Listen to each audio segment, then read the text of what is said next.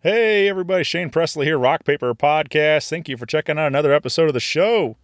Today's features my buddies, the 45.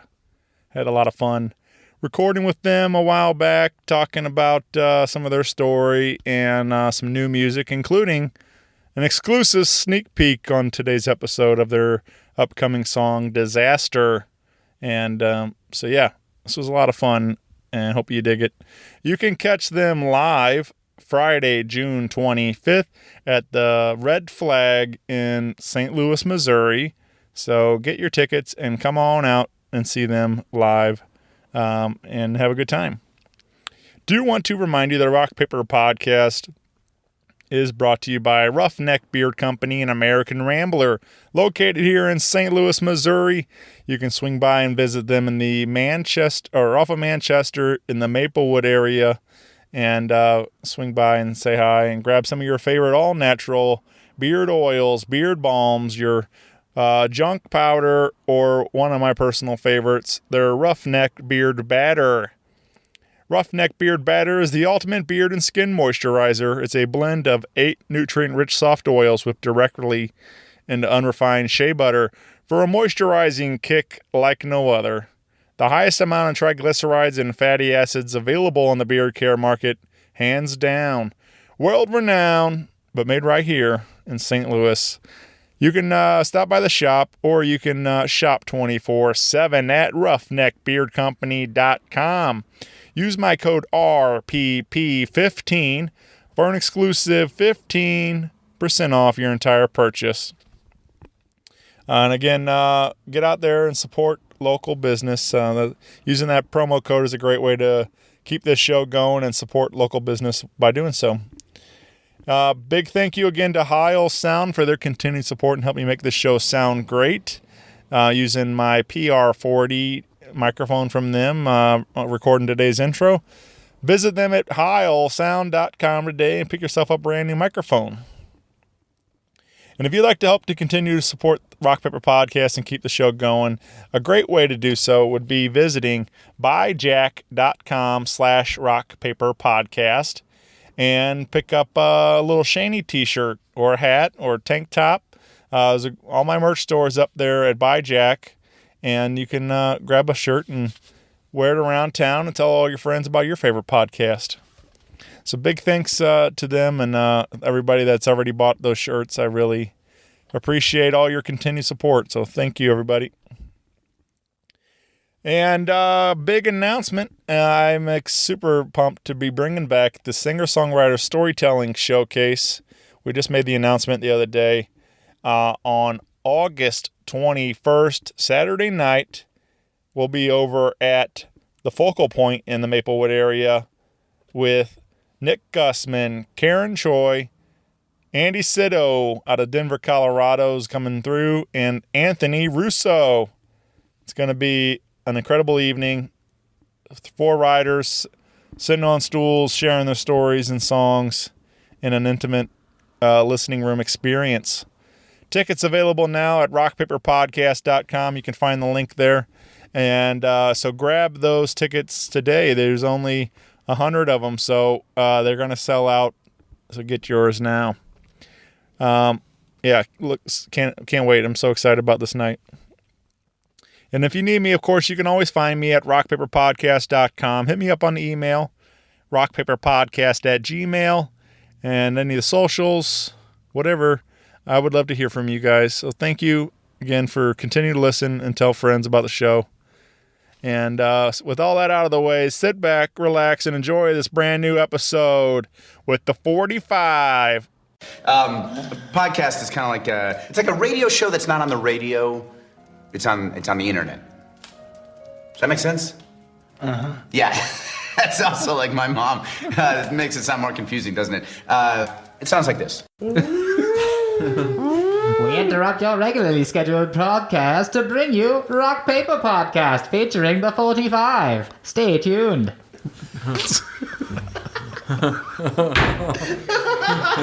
Tell me you got that. Oh, yeah. Rock Paper Podcast. This is beat paper, paper covers rock. rock beats, scissor, Shane covers non-stop. Never know what new kind of guest that he's got coming at you.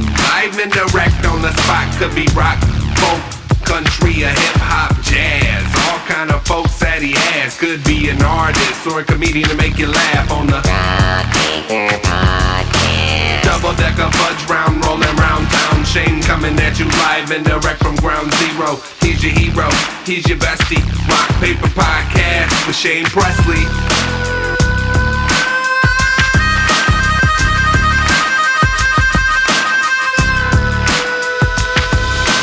Rock Paper Podcast. Hey everybody, Shane Presley here, Rock Paper Podcast, coming to you from St. Louis, Missouri. Hanging out today with the guys of the 45. Hey, welcome to the show, guys. Hey, how you doing? Man, I'm glad to be here today. I'm glad to be hanging with you guys, talking some rock and roll, and getting to know a little bit more about you guys. I don't know. I've known of the group for quite a while. I mean, we kind of all been running around St. Louis for a while. So, but I don't know that we've never had like this kind of, sitting down. Sat down. Yeah. Yeah, had a conversation. Right. Absolutely. So that's what's kind of fun about this show is having those moments where I can actually get to sit and talk and get to know more about everything going on. So, but I guess before we going too far, you guys want to go around the mics and say hi and introduce yourselves for everybody listening? Sure. Yeah. I'm David Kopp. I play bass guitar for the group. Hi, my name is Baines Johnson. I'm an Aries. I like long walks on the beach. What do you want to hear? Everybody knows who Baines is. Yeah. All right, I'm Brandon, drums. Hey, I'm Jared. I play guitar. I play bass and shut the fuck up. I stand on the side. I do know, like I said, we've been having a great time hanging before we pressed record, but there's been a lot of history of the group, like we talked about. But I think it might be good just kind of talk about what the four of us, the four of you here today, and maybe we can talk about some of the obviously the previous stuff, but as the reiterations of the group and stuff. But I think I guess officially the 45 has been around for what? How long would we say? Almost 10 years. 10 years now. Really? Yeah. And then I recently looked on our Facebook page and went back to like the oldest photos. Yeah. It was like 2011. Right. What? It's been that long? Doesn't And then even I feel was very like, long ago. That means Baines has been around for like Yeah, and I had a full head of 7 hair. years. and I'm like, that means Jared's been here for like 5 years. I'm like, what is happening? But yeah, we've been around forever. Like we said earlier, we're horrible at promoting ourselves, so not many people know of us. But yeah, we're good time rock and roll. Sure. A little bit of attitude to it. I mean, We're a party band. yeah, we like to have it. Yeah, we don't. The main thing about the band is we're together to play rock and roll that we enjoy, and we hope other people like it. If not, then that's what happens. Right. But We like having fun. You Yeah. know, we don't want to push a certain agenda or yeah, there's no. fit into a certain group. We just want to have fun and make music fun. Yeah. And, Yeah. yeah. It's a unique thing. We've had, it certainly wasn't by design, I would say, over the course of duration, all the different members. But it's the unique thing it's provided us is the ability to actually pull from other materials. So we're technically, Dave, myself, and even Baines in some cases, we're covering old material. Yeah, we're basically our own super group at this point. Yeah. It's like we're not a super group because we really haven't done shit. So, but it's just we're a super group. Yeah, but it's like it's the same concept as a super group without all the pizzazz. Well, we're made up of members from groups that had some success in the St. Louis music scene. And Right. But it's a unique thing Got is the along. fact that we've come together, and even with the older material and the new material that we're playing now, I don't think it's something where we like kind of the whole progression of the band. We like to be able to pull from this and this and this and this. And I know it's just it's been an organic thing by accident for sure, but it's a cool thing. It just allows us to we don't have to play the same 7 songs, 8 songs, whatever, 47. Well, in the rare occasion where we can play a 2-hour set, you know what I mean, if we really wanted to, but it's cool. I think people would get bored watching this for 2 hours. I wouldn't want to watch this for 2 hours. I don't like watching any band for 2 hours. We've done it. I was joking. I moved here. I'm not actually from here. Sorry. But I moved here in the late 2000s, and within a year or so of being here, it's like I knew all the people that you wanted to know and all the different bands and started playing in groups. And this town has a lot of gravity. It's the same folks that you see, and people will leave and then they'll come back a year later. It's like, I didn't even know you left. Oh, we're going to California. All right, see you in a year and a half. That's fine. But there's just a lot of gravity here. And there are groups that have that same kind of pull back. And for us and maybe a handful of bands, we could put together a show and see folks that we lost contact with, and so it's almost like a family reunion every time you have a show, or we venture out on a field trip to see some other bands, and I mean it's just a party. Yeah, it's you and 50 of your closest friends, and you just get wasted and have fun. I mean but that's really what rock and roll should be. So when we write, it's kind of we'll stop midway through a song and be like, but we need to party more. That song should, but it should be. Make it more fun. Yeah, make it more fun. It's dragging. Yeah, it's dragging. It's slow. We've done this before. Let's make it more fun. Yeah. And today's listener doesn't have a very far attention span, so you got to get them. What? Yeah. What were you saying? What was the statistic? Like 10 seconds, and they're something skipping like that. the song? A recent article I read. It used to be 30 seconds. Now it's like 10 seconds. I didn't finish the article, but Yeah, right. I skimmed the headlines. I don't know. I read the headline and I changed it. They say that 75% of all statistics are made up right on the spot. That and 60% of the time it works every time. Every time. But last week we were sitting with one of the songs that we've kind of had on the B chart for a while, and started moving parts around to kind of get to the point sooner. Once you've played it a certain way for a while, it's kind of like it goes back to that, and there are these tried and true formulas for where how a song should be mapped out. But when you tell somebody to take a song that's 3 minutes long and make it 2 minutes long, or make it a minute and a half, it's like, well, what's the end goal here?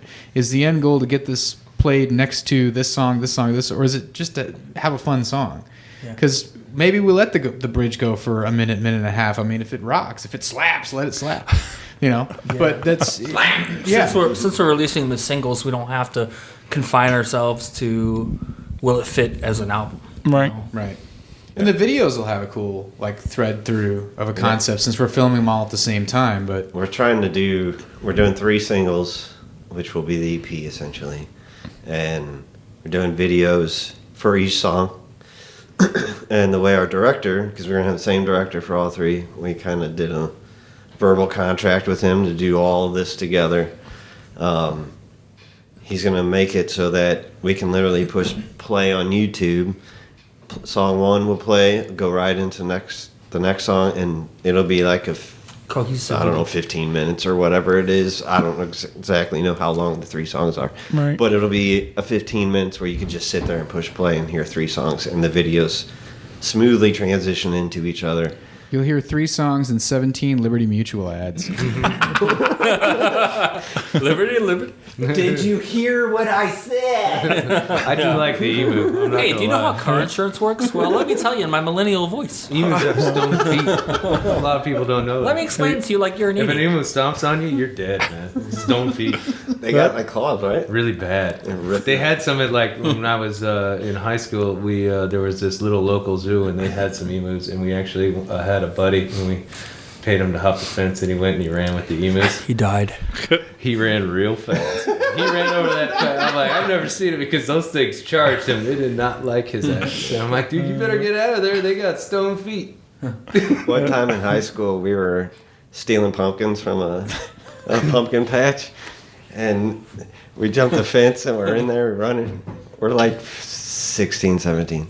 We're stealing these pumpkins, and my one buddy, turns around and this llama pops his fucking head up. And we're like, what is that thing? You know, we didn't know there's animals out here. And it jumps up and it starts chasing. And we're all running. Like, oh. Curing your stupid pumpkins. Did you get the pumpkin? I don't remember the pumpkins, but we all jumped the fence. And our friend, You told the llama to the last dude, the littlest guy, he's running. Live And this grenade. fucking llama's running after him. We're all on the other side of the fence. Food. It was just one of the funniest things ever. Just seeing him run from this llama, and it's just like, and it just walked up and goes. That was it. It's like, what? We were scared of this thing. He thought you had treats. It's your mama. He came to hang out with us. Domesticated llama. Hey, llama. Hey, llama. Do you see how quickly that went off the rails? The show is good for that, man. All right. That Okay, after my captain. Welcome to our writing process. Bring it back. So it takes us 6 months to write a song. Practice.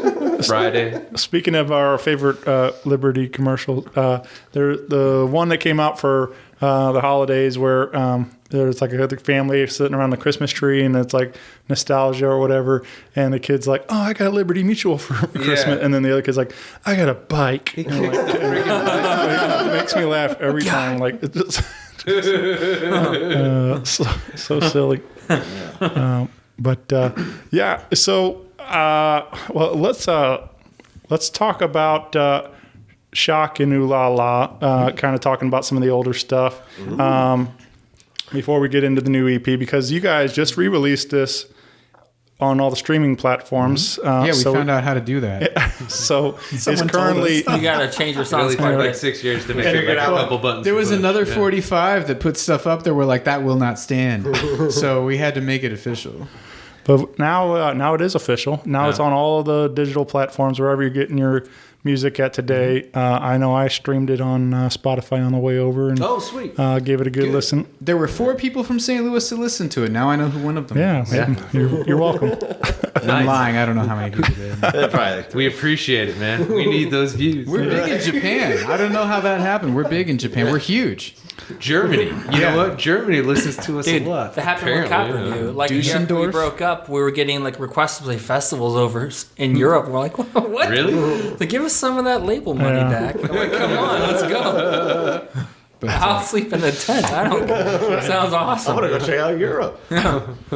So that record was cool, and I know we talked about it earlier, not on tape, that we're kind of an analog band. So when we went to record that, we actually went and found, the only studio in town that has a functioning SSL 4000 E-Series console from the early 1980s that is blessed with like that sweet analog goodness. It's if you've followed any of the recording process for the last 30-40 years, like that is the sound that you hear on like every gold and platinum record is that SSL console. And all these digital companies that go out there and they make plugins for Pro Tools and all these other software, they're emulating. They'll go and they'll get their hands on it and they run all these tests and they try to make it sound like this machine that was, there for 40 years. They get this whole closet full of chords that are all tangled together and it's fans that are running. I mean, the console is so loud that if you're just sitting in the control room, you can't hear yourself talk because the noise from this machine is so loud. And if you listen to old records, even when it goes to silence, you can hear that hum of the actual machine. Kind of crazy. But there's a sound associated with that. That's what a record sounds like. Yeah. And you can't do that. If you sit in your bedroom and you record a whole, it's just missing. And there's no way to recreate that. So we really wanted to go out and get that sound. And we got it. And it sounds like a classic rock and roll record. And we love that.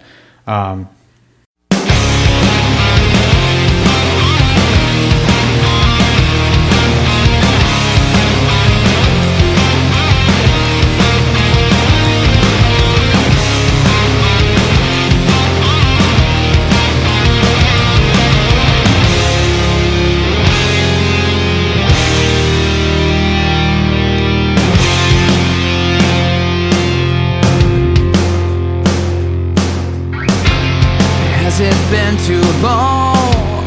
Has the passion gone away, little girl? Away, little girl. I know there's something wrong, but you know that I can't stay, little girl.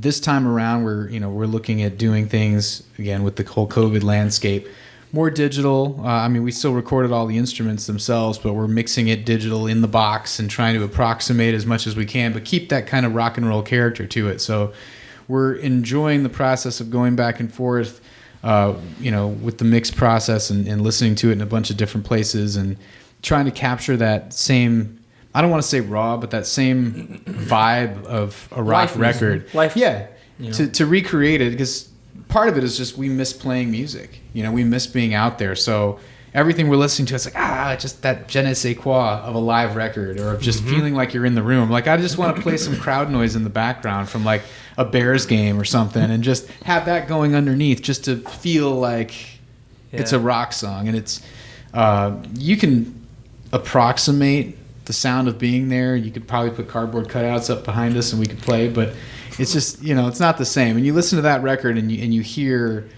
who we are as a live band, and you can kind of close your eyes and put yourself in that room. And that's hopefully with the new stuff, we'll get to that point where we feel like it's actually in the room. We never want to go to a point where it's so produced that it feels like you're not there. Yeah, rock and roll's not meant to be played. Well, that's perfect. part of the fun too, right? You go to a concert, the barest bones. You've heard this.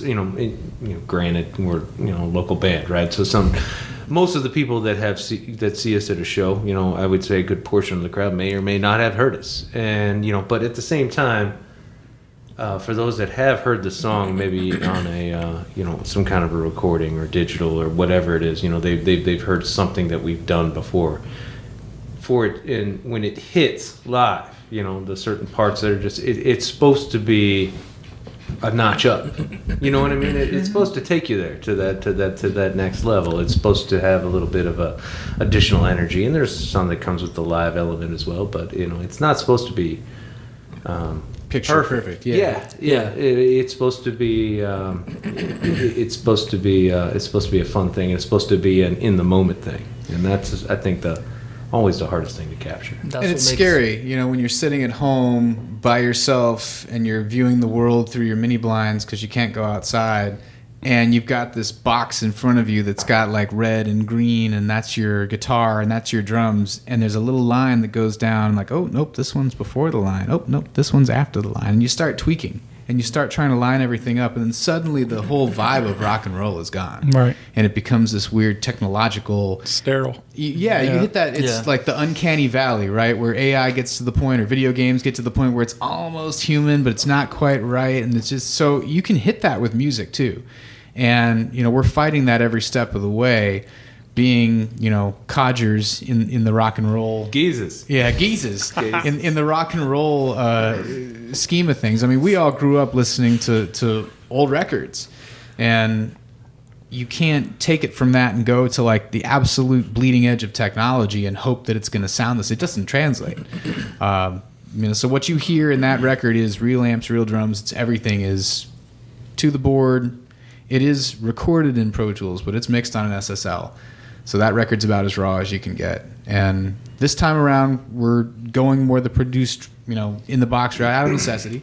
But we're trying to maintain as much of that character as possible, because that's really what makes us us. I'd like to think that if you dumped us out in a desert island somewhere with a couple Les Pauls, a couple Marshall amps, and set of drums and Fender P bass, that we could recreate the record and wouldn't have to think too much about it. Yeah. We're not relying on all the wizardry to make it happen. That's the thing too, and it simplifies your live show too. If you have to have all this editing to make your record sound pleasing to you, when it comes time to translate it live, it's you don't want to just hit spacebar on a Mac to play the song. Yeah, man.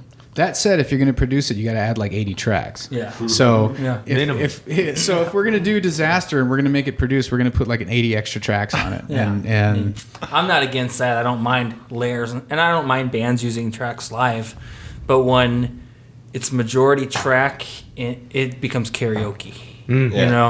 There's a line. And I'd rather hear you can add some imperfections than somebody who can hit some notes. Honestly. You can add some computer dweeglies in the background on the space bar, and it's not really artificial, making your sound artificially. You're still playing drums. You're still playing the guitars. They're still cranked. Yeah. It's still his vocals, not the track vocals coming through. Yeah. For better or worse. But you just have this kind of filler. Just in the some sort of background. ambience. You know? Yeah.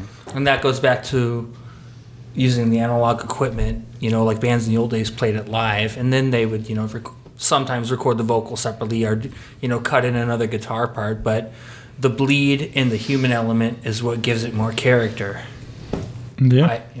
I have friends in Nashville that tell me, like, if you show up to audition for a gig and you have an actual amp and actual speakers, they'll just laugh you out of there because they just want you to have an Axe FX or a Helix or just, just the magic box, and you plug in and you go, and that's it.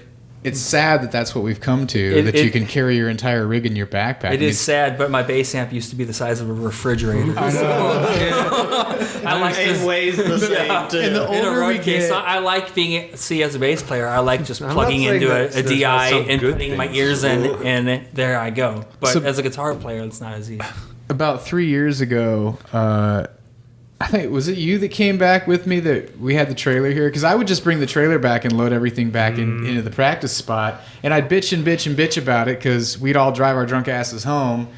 Well, after we sobered up sufficiently. We'd drive our... Obviously. Yeah. Don't drink and drive, kids. Just don't drink. I stopped drinking every morning. Show me your accent. Yeah, I've got a lot of willpower to But we would drag the equipment in, and I'd set it back up, and we'd be ready to go for the next week. But I think you came back with me. And there was one time it was just me and Baines, and it was a mountain. I mean, we paid some dues that night.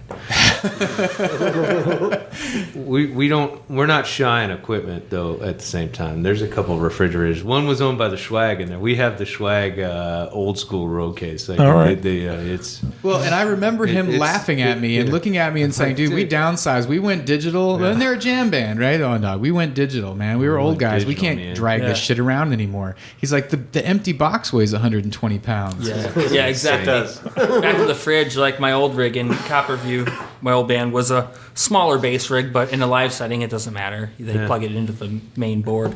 But you got to get this. You got to get the 810. It's like the standard. You got to get it. So Rich Craybaum, the same guy who's mixing our record, sold us his. He played in a band called Modern Day Zero. Sold us his rig in a road case, and it took 4 of us to move it through a doorway. So when it came to loading the show after driving for 10 hours, oh my God. Dragging up fire escapes. Anytime a band would say, hey, you could use our back line, pick me? Cool. Cool. I'm in. Yeah. It probably took away our gas mileage so much. Right? That's Rich, friend of the show. We did a Modern Day 01. Oh, no kidding. Great guy. Back when they did a reunion show there at Del Mar Hall and stuff a while back. So amazingly talented individual. Everybody in the band is very talented. Well, this is true. This is true. Rich, Scott, and Scott Rock worked on the last record my old band put out that was never released, and it was fantastic. I'm a big fan of this trailer. It's cool to hear that Rich is involved in the mixing because I'm a big fan of his work from the studio, and of course he's done a lot of great stuff recording wise. So I'm excited that he's a part of that. We are too. It's we've worked with him, in numerous different projects in the past, and honestly, we didn't think it was going to materialize that he would be able to do it, but it worked out. Well, he wasn't doing stuff for a while. Right. Yeah. He came back to start doing it. He's doing his thing, As soon as I heard that, I kind of perked up. We're like, hey, not doing both, but are you working right? Yeah. And it's the same thing. Want to mix this? The process is a little different now than what we're used to. I mean, we used to just chug monsters and stare at the screen until 4 o'clock in the morning, and run out in the other room and grab, a shaker or something and just lay it down. But it's a little different. But I think the difference between someone who can go into the machine and check all the boxes and make it sound good is one thing, but making it sound good and then giving a different life to it, or giving a different interpretation, or hearing something that you didn't hear on the original mix. Because it's not enough to just have all the parts there. Part of a good song is you're actually manipulating the listener into picking out one part, and then once they hear that part for a few seconds, they're bored of it, and then you find another part to highlight. So it's like having all these different colors of highlighters, and you're pulling little things out of the mix for someone to fixate on. And a song like Sweet Emotion, there's little percussion parts that come in, there's guitar parts that come in, and each part comes up in the mix and comes back down. And if you were to see it visually, the person actually moving the faders, you'd see them bring that triangle up and then bring it back down. The Vibraslap. All those little things, all those little nuances are there, very deliberately moved up and down in the mix. Speaking of the Vibraslap, though, like I learned. You got one? No, I don't have one. Whip it out. But what? I did hear a fun little rock and roll story that you just reminded me of. But like you can hear it in the recording on the track, but it actually like broke when he slapped it. Oh shit! And you can hear it if you listen right after that. Is like you hear tink. Tink, You're still hitting it? Wow. And the pieces fall on the floor, and you can hear. When Vibraslap goes bad. Yeah. So it's just, but you can. It's just funny that they use that take. That God, I have a Vibraslap. So there's a couple of like. There's Vibraslap on Shock and Ooh La La. There's a couple of cool like. There's a moment. I think when the Police they did a song. What's that? Blanking on the name of the track now, but they did one where like Sting like was in the studio and like backed into the piano and like sat on it, and so you hear the keys and then he laughs. Yeah, it's and that all made the Roxanne. Yeah, Roxanne. They kept it in because it's awesome. Right, but it's just funny that like these are studio moments that again we're talking about rock and roll. Like that's what it was. This is a live band jamming in a room together, not some it's not all like we're saying, tracked and everything, but it's just fun to kind of have that moment, have that stuff in the studio like that, like what you guys are trying to go for. It's interesting too, like just not even to get too cerebral about it, but there's a delay that happens with sound traveling through air, right? So it's like 1 millisecond per foot or whatever. So if you're 25 feet away, there's a little bit of a delay before it hits your ears. So if you've got two guys that are 25 feet away from each other and they're singing together, following each other in harmony, there's naturally just a little bit of a split between when you hear one or the other, and one might lead, one might drop. But good musicians will learn to compensate for that. Now that we're using the in-ear microphones or in-ear headphones and going through the mics and everything, you hear your counterparts instantly. So that delay is gone. So you're already playing, I guess, tighter, almost like you're singing in the bedroom or in your shower or whatever in the car. You've got that immediacy to it, which is cool. But you also have to reintroduce that delay from us being old school guys. Our setup actually reintroduces that delay so that you're singing in a way and responding in a way that you're used to. Because it's super weird when the drum hits in your ear before you hear it on stage, because you would never actually encounter that in real life. So you're actually slowing down the performance in your ears so that it matches real life. And people don't really think about that you would have to do that. But we're kind of compensating on the fly for all that stuff to try to make it feel as real as it can. And, going one step further than that, like if there's tracks or anything that you're trying to match to, they have to do the same thing, because those are going out through the main speakers, which aren't delayed. So now you're performing to a track that you hear, and then not us, but musicians that'll hear a track and they're reacting to that track in real time, and they're necessarily following it, right? Because you can't play until you've already heard it. So there's that extra little bit of delay there too. So it's just kind of weird, like having all these tools at your disposal to change the way that you process and perceive sound and react to it. And when we listened to music in the 50s and the 60s, when they were kind of all in one room playing together, you could tell who was following who. You could tell who the leader was. And if you're sitting down and recording in a bedroom and locking it to a track, there is no leader, because everything happens exactly at the same time. And it sounds like techno music. It's like EDM. It's right there. But really good tracks from really good records, if you pulled it up on a screen, which is hard to do because it's all tape, but if you were to pull it up on a screen, you would see that maybe the bass is always a little bit before the beat. Yeah. The snare is just a little bit after the beat. It There's sounds just better this that that way, too. touch, that feel. The harmonies just sit just after the main vocal, and that little bit of delay, that little bit of processing time that it takes in your brain to hear what that person's singing and follow them. You can't recreate that digitally. You almost have to sing and then listen to yourself singing and sing on top of yourself, and then don't touch it, don't fuck with it. Just let that little delay be there. And that's what makes it sound like a performance and not like a machine. And we're fighting with that right now, just because of it being so digital by the definition, by design, that we can't all sit in a studio at the same time and play and then sit in a room and mix it together. It's just not possible right now. But being able to do that and vibe off each other and kind of push and pull against the tempo. Some of the best records that were ever recorded, there was no click track, there was no metronome, there was no tick, tick, tick in the background. Some of them, the tick is so loud that you can actually hear it bleeding through the lead singer's microphone. You just hear tick, tick, tick, tick in the background. I showed you that song the other day where they left the click track in as a featurette in the song, as you heard this tick, tick, tick, tick, tick, tick, tick, tick, tick, tick, and that was a rhythm that was running underneath, pushing the whole song. That was the driving hook of the song, was the little metronome coming through. And it's just one of those weird little things, but Do you remember that one gig we played where the click track was coming through the external, the front of the house speakers? And we're just mushing buttons and had no idea. Well, first it was we were hearing Sinatra on one side of our ears and not the other. And what it ended up being was the mixer out front had he was using the same channel that one of the drums or something was on to play his iPod through. So, or iPad, whatever, the iDevice, iPhone thing he had, whatever he had, MP3 player, and stuck it in this one channel. So it was feeding back through the snake into our ears, and then the click was consequentially feeding back to him.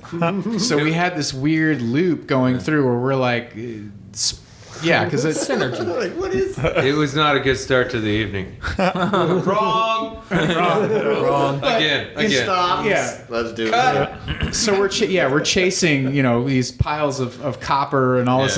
And that's the one time when it would be nice to have a digital thing, because then Agreed. you're just pushing buttons. But at least if you have cables and they're labeled 1 through 16, you're okay. Just keep pulling cables until you stop hearing doop doop doop doop doop doop doop.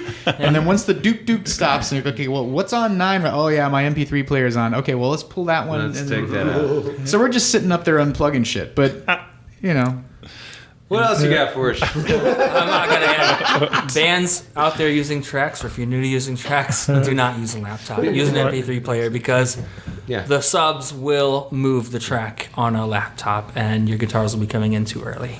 If you From have any experience. questions, email us. We're on all the social media. We'll be happy to help. yeah, we are now. We've learned them all. All these, we'll be happy to help you. Make sure this Keep it simple. Don't let it happen to you.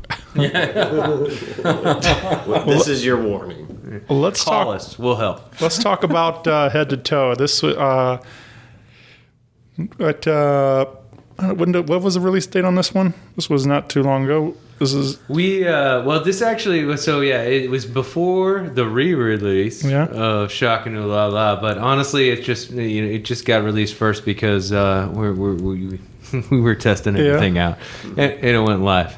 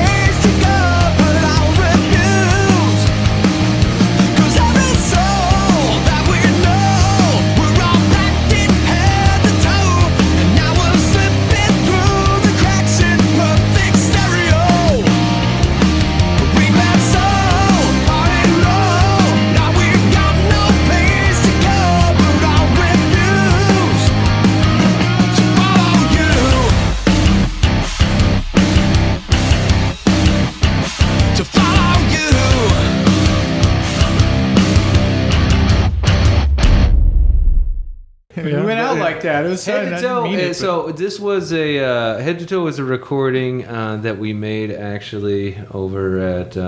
It was Encapsulated, right? Encapsulated, right? With Matt Amalone. Mm-hmm. Oh yeah, man. Before he passed away. Mm-hmm. Big fan of Matt. Yeah, everybody is. I mean, and sure. We recorded that song with him, and it's just kind of been sitting in the bank, and we didn't really know what to do with it, and so we decided just to release it. We did a lyrical video with it. Just to kind of give us some content to push. Sure. It was meant to be the... so we recorded Disaster with Matt as well, and it was meant to be the B-side, if you will, for that recording. And unfortunately... he fell ill in the middle of that process. He fell in the middle of it, and it was one of those scenarios where... didn't get finished, essentially. We had to re-record it, because there were certain elements that we just... wanted to change, if you will, but Head to Toe came through, and it was solid. It's more of a rock song, it's a little less production required, if you will, as far as it was, and so with that, we sat on it for a little bit, obviously because we wanted to try to finish it, because of the whole situation with Matt and his, everything, and what else you're talking about, like with the recordings is. The master tracks live somewhere, and we're like, well, do we have access to those? Are they going to pop up on the radar somewhere? Is there any way we can get, hold of those and make the one or two tweaks that we need to make to, or add the one or two layers or do the little changes that we need to make it, reflect what we hear it wanted. Yeah. It just wasn't there, but the Head to Toe actually materialized, and it was a scenario where we're like, you know what? Put it out there. Let's just let's put it out. It's pretty close to where we were. It was the closest of the two. It was certainly like I'd say 90, that was a 95, 97% there. Right, there was like maybe a couple tweaks, but it was minor stuff. Sure. If we had, so we're like, you know what, this we haven't put anything out there in quite some time, so we're just like, all right, let's start with this and put it out there, and made a lyric video for it, and. And I'm kind of lazy. It's kind of the single now. So I mean, right now anyway, it's our first single. It's a great song. It was actually written right before I came in. I would imagine, right? That's what I was going to ask. Is this the first one with all the four of you? Correct. He recorded it with us. Jared did not write it with us. Right. To clarify. And Dave wasn't involved at that time. That was before Dave. So. Yeah, we just had it in the bank, so we were like, just throw it out there. I'd rather be out there. We're all fine with it. The whole idea of recording something is for people to hear. It. So at that point, we were like, okay, let's have something we can circle the wagons around a little bit. You know what I mean? Something we can, people that may not know us can identify, or at least say, okay, I've looked them up, and that's the song, that pops up. So. I'm a representative of that, I think. Big fan of fantasy and fiction, sci-fi, supernatural, all just out of this world stuff. So Shaka-Nu La La, and I'm sure you saw on the cover, it's all those songs are about zombies and werewolves and vampires, and so on the surface it's a love song or it's a breakup song, but they're creatures and it's from their point of view, and it's if you take that extra lens and you look through that looking glass, there's all that extra stuff there. Head to Toe really wasn't that. Head to Toe was probably the only song that I've ever written that's been literal interpretation of, hey, we're driving and the van breaks down and now we're having to fix it, and everybody's getting bored. You got one person under there, under the hood, trying to figure out what's going on while everyone else is partying and throwing beer cans at you. It's just that every band has been there at some point in time. You're lucky when it's after the show. But there's always that oh shit pucker factor moment, because it never happens on flat land, like right in front of an AutoZone. It always happens in the middle of nowhere, and it's fucking raining. It's 33 degrees, so it's not quite snow. And it's always the part that's like, what was it? Oh, brother, where art thou? We can have it to you in 2 weeks. Yeah. Goddamn geographical anomaly. 2 weeks from everything. But that's the way it goes. And, your roadside assistance is not much assistance and you've got three helpers or 4 helpers and the girlfriends that were like, why are you taking time when I'm hungry? Give me time. Do you not see that I'm busy? Yeah. I would there are no hamburgers down here. Go away. I can see White Castle from here. Just fucking go walk to White Castle, then ask them if they've got a fan belt. but that's so there is a bit of allegories. Some of it is not perfectly literal, but the whole point of that show was everybody's packed in to the vehicle and it breaks down, and just that panic moment of being stuck underneath while everybody else is partying and having a great time, and you're just trying to get the show back on the road, literally. Yeah. So you can make a party anywhere if you try hard enough, I guess. Hell yeah. If you learn anything from this show, you learn that right there. You can party anywhere. That's a tip, kids. Write it down. I did laugh. Speaking of the lyric video too, you can follow along. But there was you say you rhyme shake and quake, and I went to Longest Yard when he's like, I got the shakes to give you the quakes or whatever, something like that. And I don't know but Terry Crews and it cracks me up, man. Like, I just got these cheeseburgers, man. I don't know if that was intentional. I saw the movie a long time ago. I don't know if that was even intentional. I mean, that's where my brain goes. That's all I have in my brain is musical, and movie quotes. Like it's comedy. So. I'm happy to draw that parallel. Right. I think both of us. Terry Crews is doing all right for himself. Yeah, right. Yeah. So he's in fantastic shape. Yeah. I'm on a unicorn. President Camacho, man. Yeah. Yeah. Boy, did that come true. That movie's telling the future of the fucking point. Yeah. Mike Judge. He's a time traveler. He's a fucking time traveler. It's the only explanation that I've got. Yeah, that movie's so good. So we got Head to Toe currently available as a single. That on all the streaming platforms. You can find the lyric video on YouTube and Facebook and everything. So you can follow along with that. And of course, you can find the band on Facebook and Instagram. So get plugged in socially on all the platforms. Twitter too. Oh, on Twitter. Instagram. Yeah, I forgot. Oh yeah, man. We tweet. Not much. Yeah. It's mostly dad jokes. We gotta hire somebody to do that stuff. I log into Twitter and just Never I'm had just one. overwhelmed. It just like comes up and you're just like, oh man. It's But I didn't sleep enough last night. You breathe in through your nose and you exhale and you're like, here we go. is Head to Toe. You were talking about the EP and stuff. Will that be included in the EP, or is this just a standalone single? So it is a single right now. Now at the same time, once I was gonna say we're gonna release the singles from the EP, and there will be we will make it available, as well as far as it goes, So as like maybe a bonus or something like that. We're still trying to figure out the logistics. I was looking at laptops at Costco. They don't have CD players. Nope. No. And they haven't in quite some time. Not well. You gotta get external CD. But it's one of those things, like, I want to hand somebody a CD at a show. Where the fuck are you going to play it? Like, I don't even know if we can do that We have anymore. a ton of them. You want one? Sure.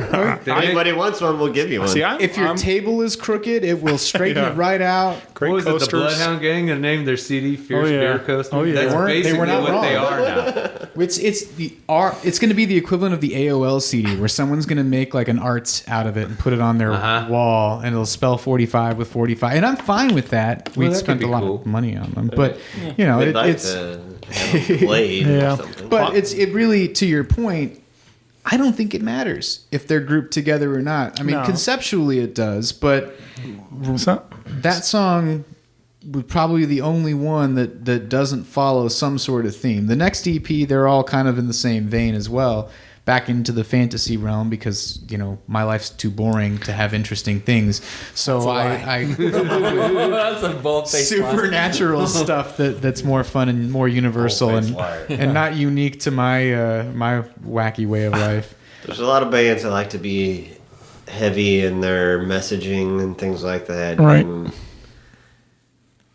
sometimes you need a band that's just Party. It's just have a good time Right. or tell stories, and you can relate to the story. and You know, it doesn't have to be like, oh, I'm going to be a champion, empower me type of thing, or Sure.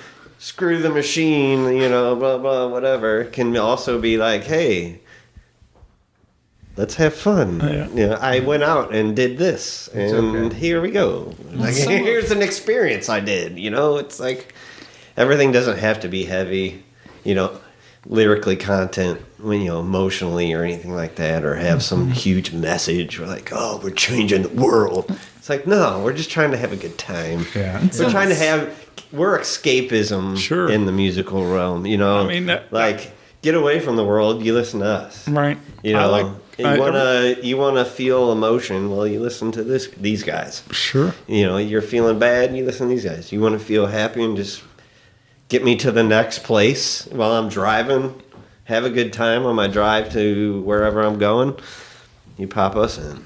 Yeah. I consider music like kind of like just enhancers. You know, it's like there's certain records when I, you know, if I want to feel good like that, I can put in the 45.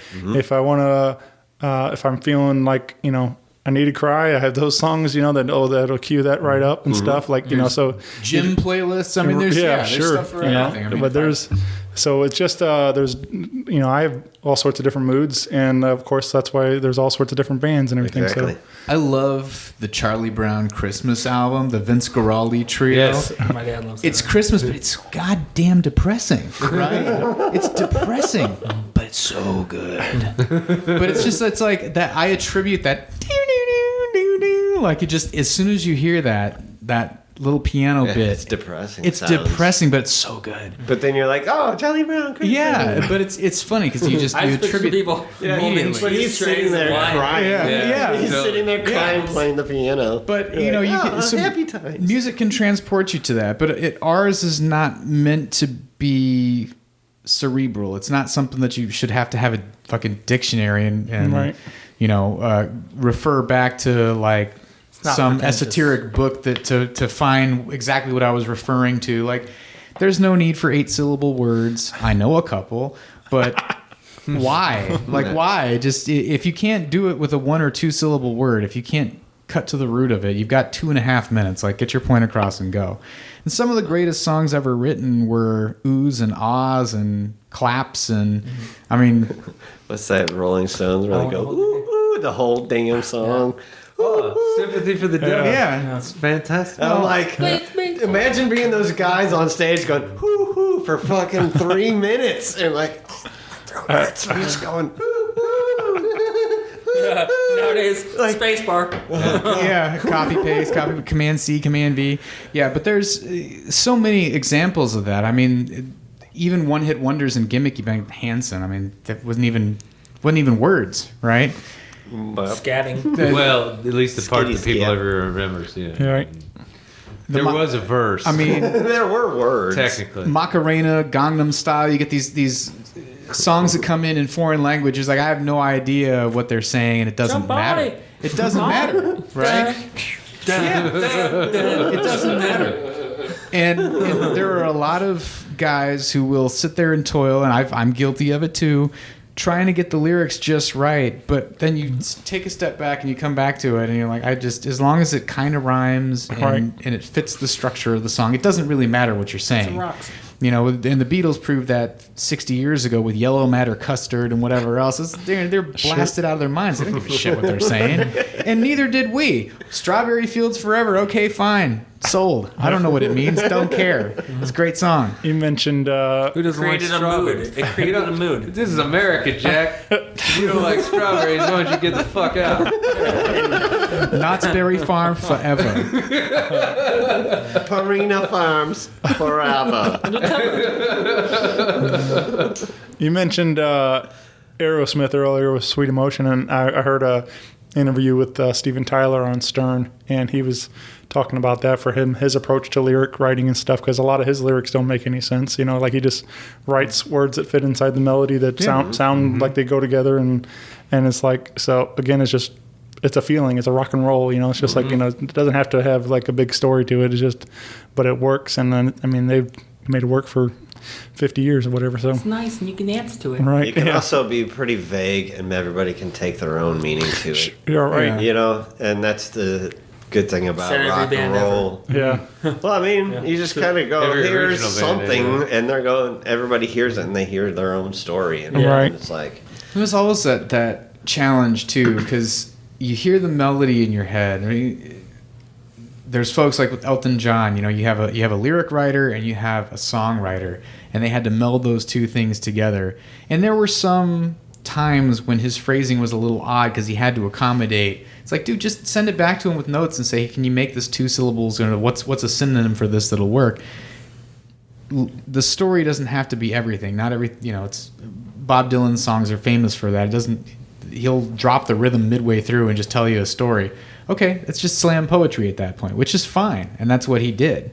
Lou Reed did some of that stuff, but for a rock and roll song, you can't beat just one note, one syllable, and just run with it. If your phrasing gets too bizarre to the point where, and we were talking about this earlier off mic with pop songs where they're 18 syllables to a word just to make it rhythmic, right?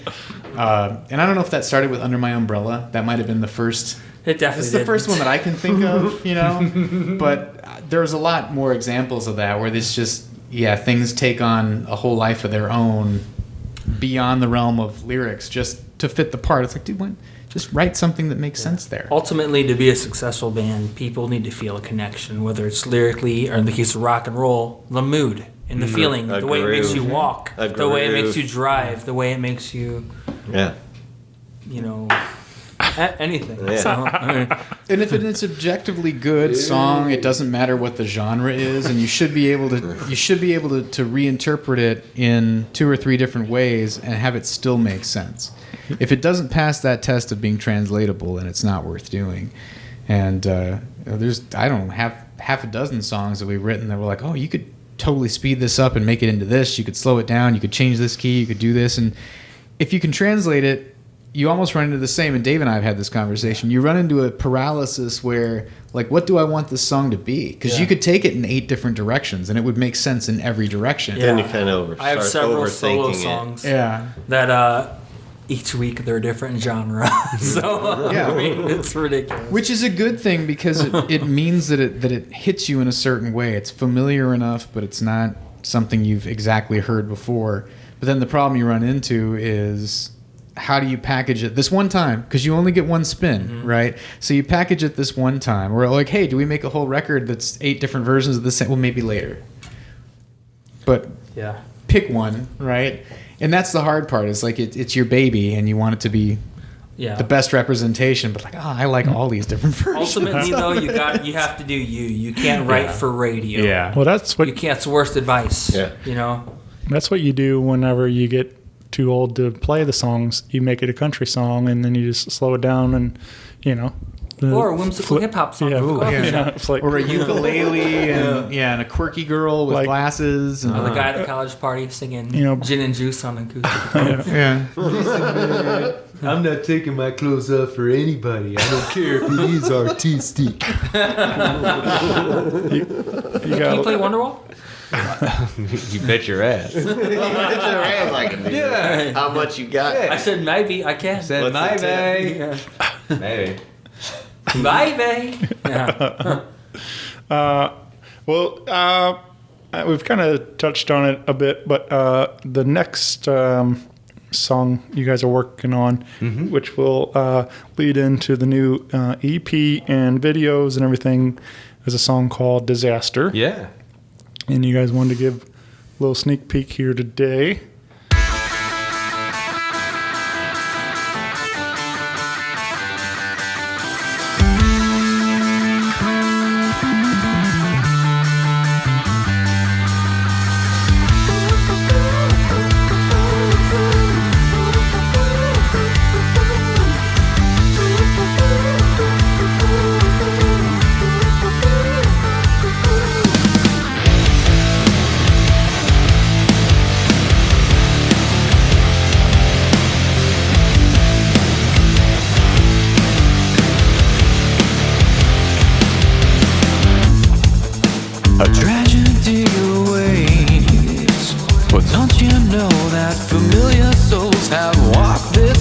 before. You give us both away. Don't tell me you're not afraid to turn me around. You turn me around again. Disaster, something wrong. Obvious, it's obvious. Obvious, it's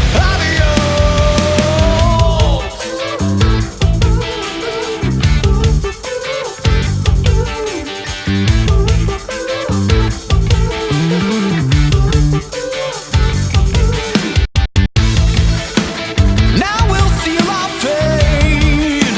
It's what we've sinned for. How's it feel so right? Because it feels so wrong. Drown our hearts in ecstasy as we lay down. Hand in hand we tumble all the way. Disaster, something wrong. Obvious, it's obvious. Obvious, it's obvious. Disaster, don't shrug it off. Obvious, it's obvious. Obvious, it's obvious.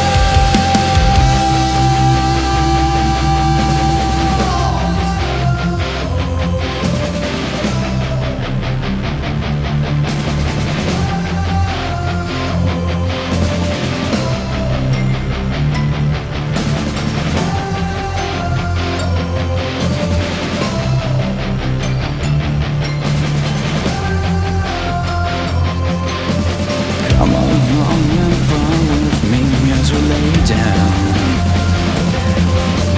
Tumble as the dark becomes a day. Drown our hearts in ecstasy as we lay down. Hand in hand we tumble all the way. Disaster, something wrong. Obvious, it's obvious. Obvious, it's obvious. Disaster, don't shrug it off. Obvious, it's obvious. Obvious,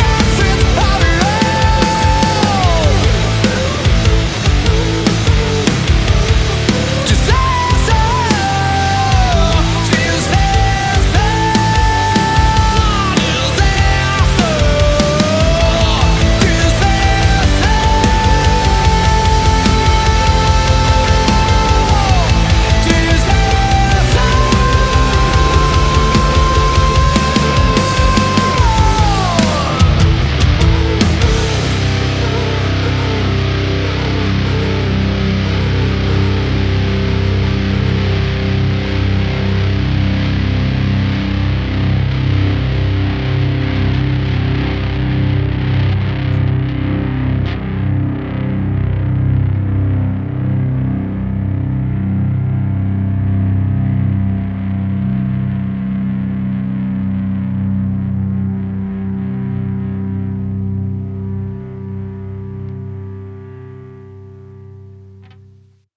So Disaster was that's more in, I guess it would be the more modern rock side of things. Some of our stuff's a little, more classic LA rock kind of stuff.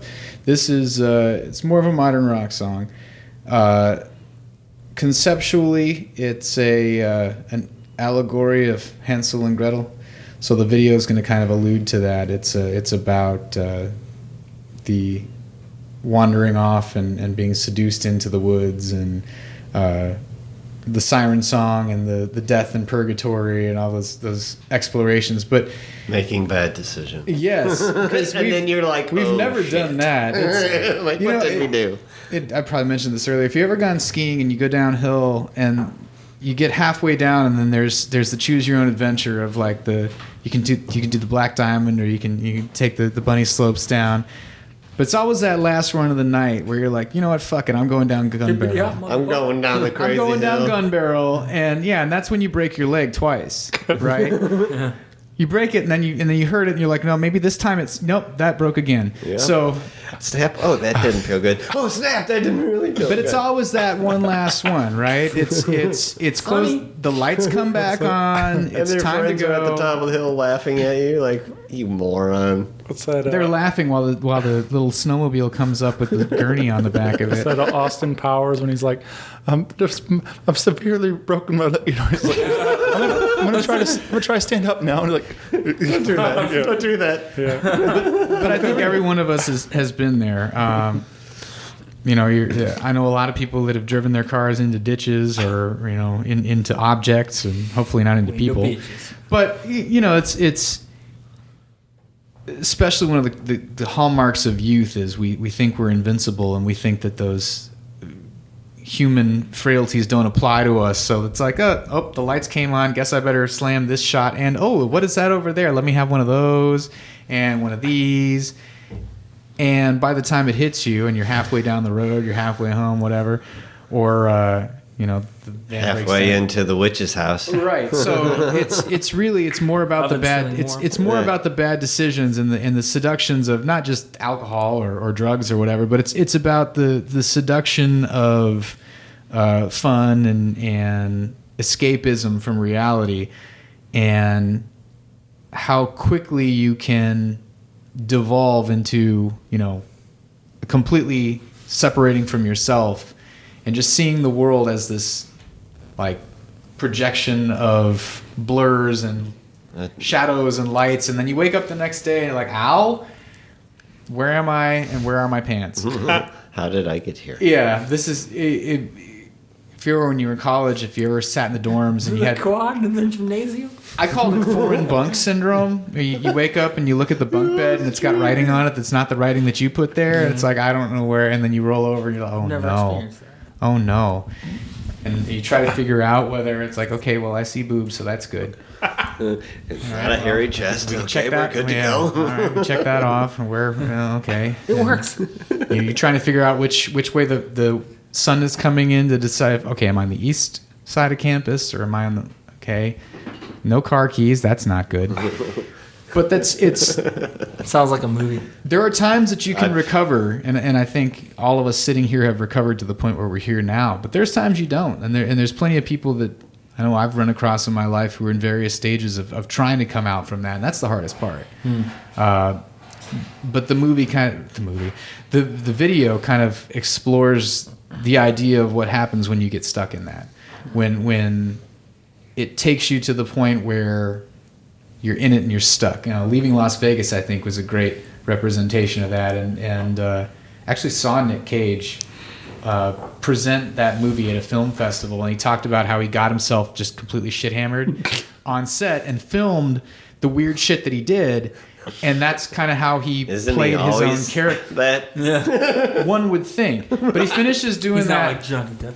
Yeah, he finishes doing that whole spiel. And we'd gone outside because the girls that we were going to meet were late coming to this thing. So we went outside to meet him. And he comes out, he's like, hey, guys, do you know of any like good hotel? He's because the chopper landed. We landed at this bed and breakfast outside of town. And it's just not up to my standards. It's a little too rustic. And it's like, I don't know, you got the Holiday Inn, and it's Charlottesville, Virginia. There's not a whole hell of a lot, right? Yeah. I'm just looking for something, like a little bit, somewhere between DoubleTree and I mean, just in that, like, I don't know if I can help you. Yeah, I can help you. All right, well, you guys want an autograph or something? No. He's like 6'12". I don't know. These towers, he's larger than life. His teeth are about 3 feet long. It's crazy. But it's the same character in real life. And a lot of actors, they're completely different. But it was just interesting him talking through that process of falling into the character. And he had to be drunk and hungover throughout the entirety of that, or he wouldn't have sold it. And he's like, I think I lost about 3 of my 9 lives in that process. And it was just not even a method actor, just like, all right, fuck it, I'm going to get drunk for this whole movie. So he really was blasted for that whole movie. But just thinking, conceptually along that, falling into and staying in that hole and just not getting yourself out of it. Yeah. That I was trying to know. Speaking of which, why don't you dig us out of this hole? I was just thinking. I just wanted to kill time until you came back with your refill. I thought you'd bring me one too, but Would you like one? I mean, I don't not want one. If we're gonna fall down in a hole, If we're going in, are we out of limes? No. We're precariously close. I just kept thinking about stealing the Declaration of Independence the whole time as you're like talking to Cage. Like, Dude, committing high treason. the history of swear words on Netflix with Nicolas Cage is awesome. I gotta check that out. Oh, it's great. Yeah. It's so good. If it not to get too far in the weeds, but he goes into a lot of the Freemasony kind of stuff. Weeds, don't you? He goes into a lot of the Freemasony stuff. We're taking you there, dude. We're going in the weeds. All the silly stuff that they talk about with Washington D.C. and all that stuff, it's demonstrably false. But it's kind of cute how little research was actually done. For that movie. It's like, oh, sweetie, like no, read a that's kid's little not even pamphlet. close. Yeah, Like, let's make up a story. Aw, Benjamin Franklin's spectacles, aren't you sweet? I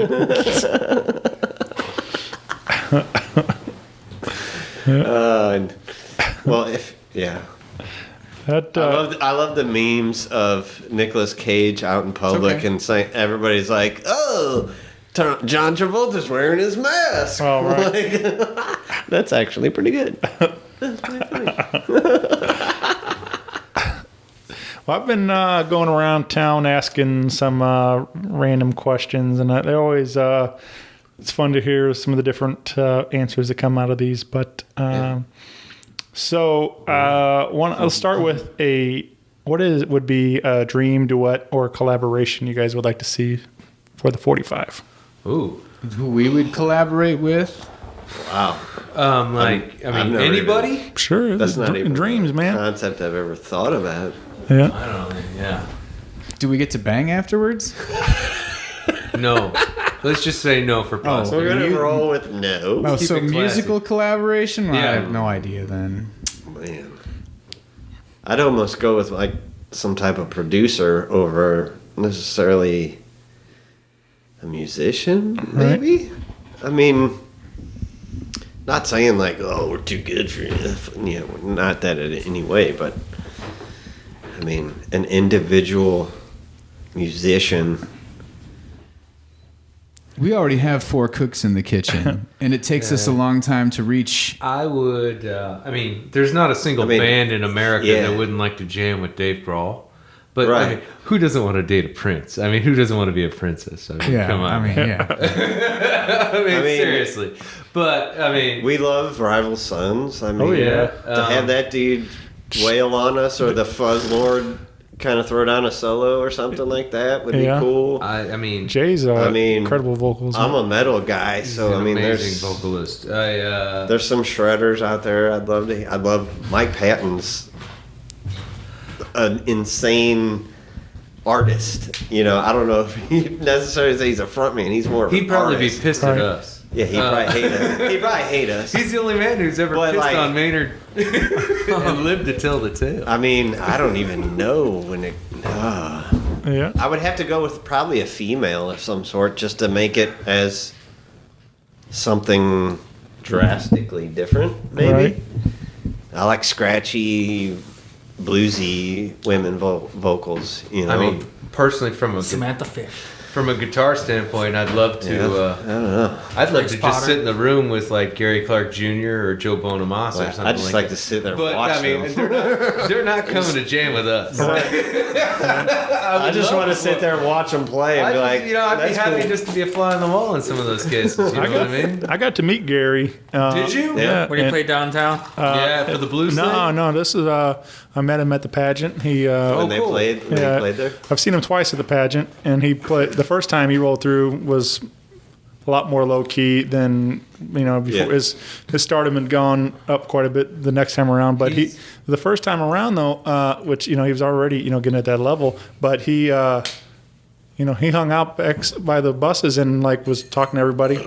I was like, I went out there I had my poster I wanted him to sign, and I got the moment with him, said, hey, I got to shake his hand kind of thing. And sweet. And, but so as I'm like right there, hanging out with the man, a woman walks up like with her phone and she's like, hey, say hi to my sister. And Gary's like, yeah, what's up? This is Gary Clark Jr. And I'm just like, how cool is that? Like anybody else, like, just like everybody else were like, get the fuck away from me kind of thing. Yeah. But, Gary's like, I don't get, we're just hanging out, like talking and stuff. So, it was really a neat moment, but like, yeah, he that made me even more of a fan because he is as cool and down to earth as he would, you think he'd be. So that's a great thing when you meet a band like that. Right. I mean, he's like, it's funny, man, because like, music does run circular a little bit, and it's just like sometimes stuff, right now, I mean, everything's all about downloads and, whatever, but I mean, Gary, I honestly think Gary is where like Jimi Hendrix would be now. If Jimi Hendrix was alive and he materialized and he became a musician and further down and just listened to a bunch of stuff and kept kind of going around and whatever. So I don't know. There's so many new things he would have never heard of. Agreed. You never positioned, but I always think he and Bonamassa I compare to Clapton all the time. Mm-hmm. But there's parallels that a lot of those guys now run, and nobody even knows who the hell they are in some cases. It's funny to me, right? But that's cool. I'm glad he's as cool as he looks on stage. He's a bad dude, yeah, for sure. I guess let's. Is there a movie or a TV show you guys wish you were in? I know Baines was kind of talking about the fantasy world stuff that he likes, but is there? I guess you guys want to each in maybe something. I really like to be an X-Men. Yeah. Hell yeah. Yeah. That'd be fun. I'm pretty sure if Jared and I sat down with a television on mute, we could go top to bottom through Ghostbusters 2. Absolutely. Line by line and not miss a note. Did that with Home Alone 2 nights ago. Yeah. I don't know why I made it till my teenage years without ever seeing the first Ghostbusters, but I had to have seen the second one 100 times. And my brother and I were just, DIY proton packs, anything you could do. And I never did as an adult, the Ghostbusters costume or anything, but that has always been, if you could put me in a movie, I'd be like Ghostbusters 4. I would love, when the video game came out, I played it 3 or 4 times all the way through to the end. It was just because it was actual Bill Murray one-liners in the game. And if you sit around too long and you don't do anything, like Bill Murray cusses you out, it's fantastic. You want to hear a funny story? Yeah. Oh, here we go. The prior band I was in, Furlance, prior to the 45. Perfect. So I bought a hoodie. That's killer. When you're, a 35-year-old male with an expendable income because you don't have children, you can buy things that you always wish you had when you were a child. Yeah, so I bought. Damn it. Yeah. So I bought this hoodie that's like screen printed Ghostbusters, and I have like an authentic Mighty Ducks jersey and different things like that make me smile. So everybody I went to college with who got into the same kind of nerddom, and he now has a Jurassic Park Jeep, a Batmobile, one of the Ecto ones. What else does he have? Like the Tumbler? The 3-wheel, the little blue 3-wheel car. I don't know what they're called. Like the one that Mr. Bean runs off the road all the time. Oh, no shit. Yeah. He's got one of those. Yeah. And he's got this fucking barn out in like Loudoun County, Virginia, with like 5 or 6 of these awesome, goofy movie cars in them. I'm missing one, like just a very like the DeLorean. He has, that was the first one that he got was a DeLorean. Okay. And he made his DIY flux capacitor with the LED lights and everything. Yeah, he started with the DeLorean, got the Jurassic Park Jeep, the Ecto one, the Batmobile, and the Night Rider. But it's now it's his social media is all about should he buy it. So he has polls of Plenty of disposable income. I gotta finish my story. Yeah, sorry, I ruined your story. You shouldn't be. You should tell us about Lawrence. This is all. So for Lance, we're sitting in the studio, and we're recording what was coming out as as the album, and I get this text from over at Fubar, and it was probably one of the best texts I've ever got. It basically asked, "Hey, would you guys be interested in opening for Corey Feldman at Fubar?" Right. And I'm like, well, this is like a culmination of like pretty much my entire musical life and Right. my love for 80s I saw you movies. guys open for Thursday, so I just Yeah. that was awesome. I immediately agreed to the gig. And I'm like, I went out, I had purchased a license to drive t-shirt. I was ready. Dude. And it was like, right before the gig, and I'm like, Lost Brothers is his best. Oh, it's the best. The Frog Brothers? That's his best movie. Yeah. Totally. It's I don't know. License to Drive is pretty good, but My favorite thing is the dude playing saxophone with the chain. The big buff guy. Shaking his head. Totally unnecessary, So good. but absolutely worth it. The best scene in cinematic history. So 2 weeks before, I sent Bob a note, and it was just like, "Hey man, we still on in a couple of weeks." Just making sure. He's like, "Oh man," he's just like, One of the angels backed out last minute. What had happened? The story, at least that I had, was that Corey Feldman, he said, he's like, "Sorry man, Corey landed a role in a movie and had to cancel the rest of the tour." I'm like, "Dude, don't lie to me. Nobody's hiring Feldman right now. Just say he canceled. Don't let me down easy." I could see him being the Colonel for like 6 months, but And then I cried like a little girl for like at least a couple of days. And they just went all the. I still got the shirt though, I guess. Right. That's worth it. That's worth it. Yeah. The one that got away. Good. It was the one that got away. Yeah. I'm a sci-fi nerd. My favorite actors are Predator and Alien. So I would love to be killed by one of them. Right. In a movie. That's like one of my Or biggest. kill them. I mean, whichever. Kill me now. I'd love to be an alien. Do it son now. of a Come bitch. on. I would love to be an aliens and just sit there with those guns and just shred them and then get eaten by the acid melt me away. Get That would over, be man. Sure. my favorite thing ever in my the life. grenade blowing out the dude's chest was like scarred in my subconscious every night when I went to sleep for like a month. It's awesome. I know every line of Predator. This makes you a sexual sure. tyrannosaur. Just like me. ain't got time to bleed. That dude's over there shaving with a friggin' bic, and he's just like Dry shaving. dry shave. My skin just breaks out watching the goddamn thing. I'm like, Jesus. That's like one of my biggest like bucket list things, just to like have like that cameo where I die, or just have one line or something, just one little scene where I can like my claim to fame. Like, hey, did you see there? That was Check me. out So, my one-liner like, that scene. so that's my goal someday. I used to have a reoccurring dream with Predator and Arnold. It was terrible. I did have a dream where Dave, No, why didn't you I was climbing up. finish your algebra I'm homework? climbing up this hill. I'm climbing up this hill into these woods, and I come up upon the top, and the predator pops out of a bush. Then Arnold grabs me and jumps us both off a cliff, and I wake up every time. I'm like, what the hell is that? Every time. Come with me if you want to live. Come with me. You want to live. jump off this cliff. Yeah. Don't talk back to your mother. She made you.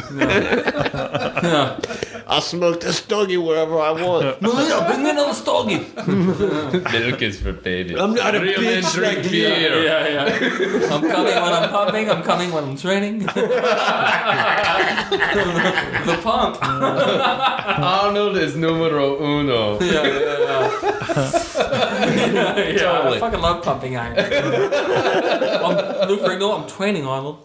Leave me alone. In Predator, they said that it was like all the guys in that movie. I mean, it's like They'd wake Steroid up, heaven. yeah, just roided, juice to the tits, just fucking going out every morning and lifting. Right? Apparently, Carl Weathers would lift with him in the morning, and they made this big joke between everybody The there. bicep shake. Yeah, it's totally right. Well, during that thing, they said that like they would have a lift. Son of a bitch. Dylan, you Push son of a pencils. bitch. They would have a lift in the morning, and it's like all the guys would purposely lift like half of like what they were used to, while Carl Weathers was like in the room, and then like in the afternoon, the rest of them would get together and like Fully this lift secret their lift weight. and like full on do like the juice lift. So it's like they were just completely like Sandbagging him. sandbagging this bastard all day, and he's thinking, "Oh yeah, I'm keeping up with Arnold and fucking Jesse and the boys." And Yeah, I grew up when I lift. I want everyone to see how tan and jacked I am. Jeez. Could you imagine, dude? Jaeger bombs. Good lord. So we're all about music, if you can tell. Yeah. I love Arnold movies. My girlfriend hates it. I love it's it. funny. Gotta see this one, babe. We really do get Let missions. off some steam, baby. Yeah. yeah. Stick around. Yeah. You don't see that type of writing anymore. You Right. just don't. I saw. Well, no, you just remake a bunch of old movies and or just do superhero stuff. What happened to Buzzsaw? true. He had the split. Yeah, the spin. We ran it through a focus group. Running now. Christmas tree. Follow me, Christmas tree. I saw a good clip the other day. I hadn't thought about it in a long time, but it was from A Last Action Hero when he's doing the. It was like best. It was one of the. I go in these like. Underrated movie. Yeah, I go through these like Kinda is. rabbit hole That kind of thing AC/DC where song on it, it's really great. I watch. Chain song, dude. Guys, he's trying. Oh, sorry. I go through a series of like YouTube videos, and I watch a lot of these like countdown ones, like these like top 10. So this one was a particular one was like top 10 movies within a movie. So it was like all these like fake movies that they put inside of a movie, and of course they go to the Schwarzenegger doing the Hamlet and I was like, Best part of that movie. Best part of that movie. I just shot a man. Yeah. And I want to confess. Yeah, I hadn't thought about I this gotta watch in a that while. movie again. I haven't watched that in forever.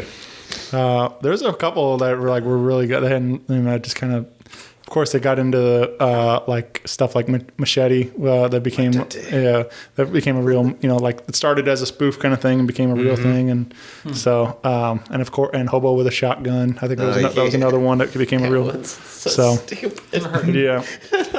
So, Hobo with the Shotgun. So dumb. At least they got right to the point. Yeah, it's as advertised. Right. But yeah. Anyway, those. He's going back to his notes like, hey guys, I Wait a minute. It's painful. We've been talking about Pro Tools and digital editing, and he's got I got like 8 hours of chopping. I got nothing. I got Hobo nothing with a shotgun. Yeah. Only thing with this one is my pants this week. you're not going to be able to run it at 1.25x. Let's talk about that. Tell me more.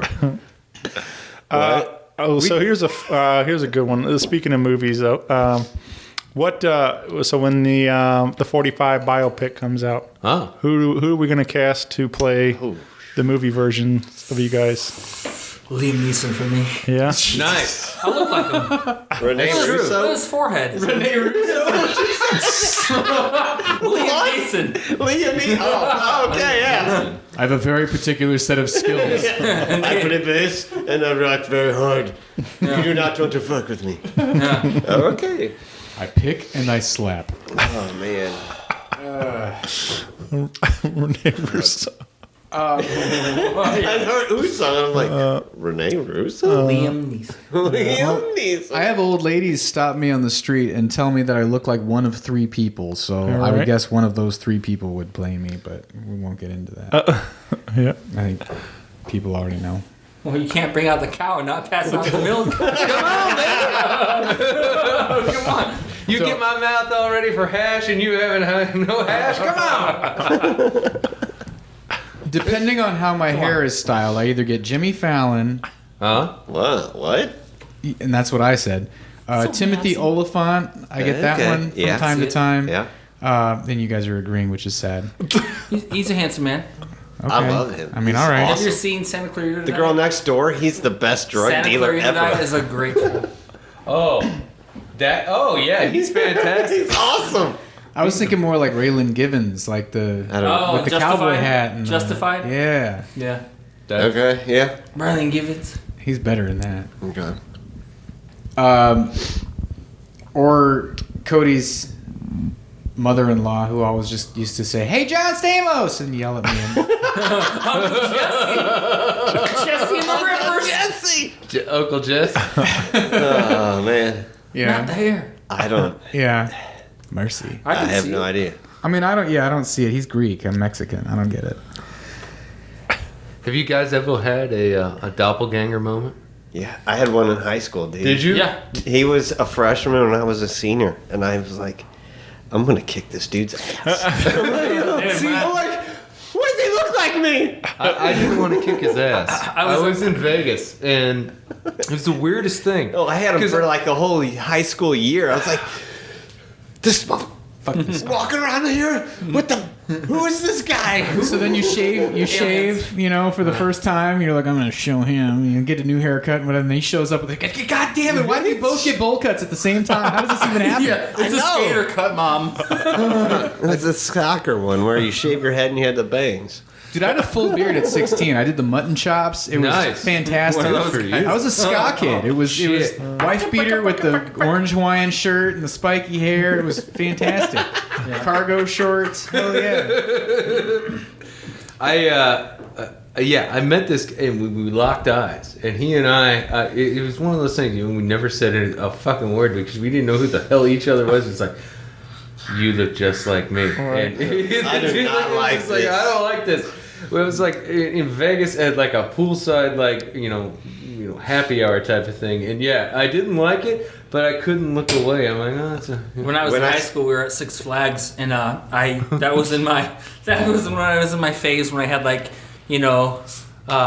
black lights on the wall, and my parents knew I was gone. But I found the naughty lettuce. He's a lost cause. But I was wearing tie-dye shirts, and my family went to Six Flags, and I'm walking down by the Ninja, and I see a guy walking, same stride, same kind of tie-dye shirt. I'm like, that looks just like me. And I'm like, well, that was weird. And I get on the ride, and then I see my little brother later. He's like, dude, I saw a guy who looks just like you. And I'm like, I thought it was you. Yeah, like, I know. I know.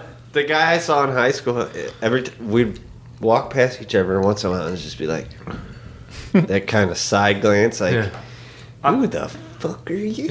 Who the fuck is this asshole? Like, should I do something? And just keep walking, and then you're like, okay.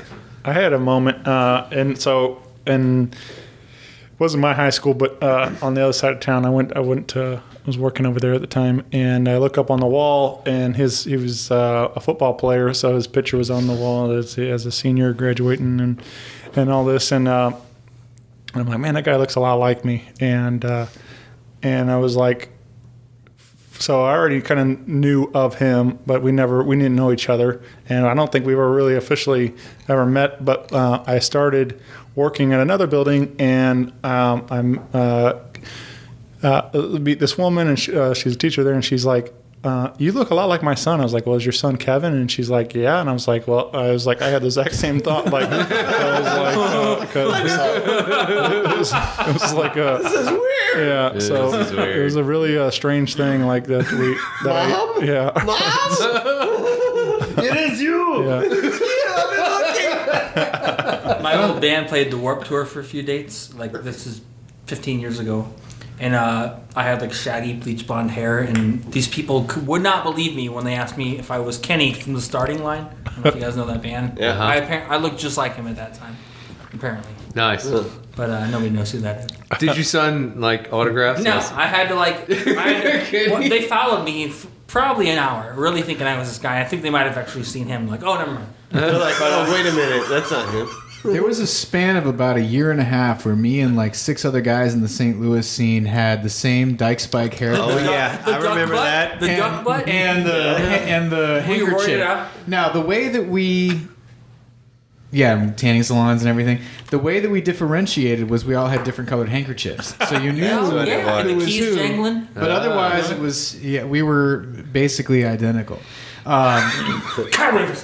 Yeah, I never had the actual doppelganger moment, but I did have kind of a creepy revelation about myself that really made me rethink everything. My first serious girlfriend in college, when we broke up, she was yelling at me, and this is when she had just taken her first Psychology 101, so she was listing off the cluster B personality. So, oh, you're a narcissist, and I was listing off some of these things. Which is fine. It's like, okay, well, what? So I mean, these are Interesting words. So all you're saying is that I've got a good trajectory in life, but go on. Okay. That's fine. Please continue. It's fine. Interesting words. Go on. Yeah, well, the train goes too fast for some people. They just fall off the side. Enjoy the I don't show. know what to do. But she's asked. She's like, oh, but just for my own edification. She's like, I mean, this is over. But I know I'm not it. But describe your perfect woman. I'm like, honestly, me in a dress. I don't. I guess maybe I am a narcissist. I don't know. But it sat in the back of my mind until a couple of years ago, and my girlfriend and I had a couple photos up in. Somebody saw one of the pictures and said, "Oh, is that your sister?" And I looked at him and I said, "Why did you think that would be? Like, you guys look a lot alike, like a lot alike." I met her family, and I'm looking at her family. I'm like, kind of. And she met my family. She's like, "We really kind of do look alike." And I'm like, yeah, okay, I guess that does make sense. It's about the closest I'm gonna get. Fuck it. I love you, babe. Yeah, you know what? Cool. So you can be like Jack White. Then you can go full circle. Talk about it being your sister. That was the whole thing with Meg. Was like they played it up like that they were brother sister, even though they were husband wife and stuff. So I don't know why, but that was their thing they did for a while. Like it was a weird thing, man. Yeah. That whole dichotomy I never really understood. Right. But, I think they're kind of odd characters. I said. Yeah. She didn't want to talk to anybody though. Right. She's supposedly super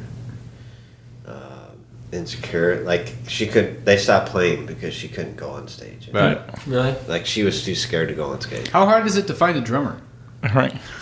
Well, he found one. The one he's got down there now is fantastic. But he plays his drum in between his legs. You ever seen the way his drummer plays his kit? It's wild. Like a jazzy, where it's cocked back. Like it's cocked back forward, like in between his legs, and he's like playing that's like an old school. He's old school grip, and he's like Yep. He he's a badass. Yeah. I just recently got into I don't know. I was never a real big fan like when White Stripes hit, and just something about Jack's voice just turned me off to their stuff, and I respect. Usually, I don't mean this as like a bad thing, but it's just like the biggest knock I heard when they first broke was Meg. Yeah. Most of it was the feedback was coming from a lot of the drummers I knew, a lot of the rhythm people. Drummers hate her. Yeah. That just goes to show you a good song. It's a good song, and technique. you know what? It totally does. Yeah, I mean, and now I love it. I mean, there's a lot of good stuff from early, is for the Red Stripes. Keep it simple. No, the Red Stripes, but no, the early White Stripes stuff. It took a while to grow on me, and then as far as the Rock on Tour stuff is fantastic. The early albums from them are great. So I've been listening to this podcast, the 500, with Josh Adam Myers. I've been talking a lot about it because it's I think it's really great, and he does a hell of a job with it. Like, but he started he was not much of a music fan. Like he he is a music fan, but he was stuck listening to a lot of the same records and things. Like he was, big into like Stone Temple Pilots and the stuff. And so but like he just hope so. He was the last great rock star. But he wanted to expand, his music, database and stuff, because a friend of his had passed, and his friend was like a huge super fan of like all kinds of different music, and was always talking about these records, but he really had no idea. So a lot of the stuff he's listening to for the first time as a fan, as becoming a new fan of some of the stuff. He knew some of the hits, but didn't know the records, kind of thing.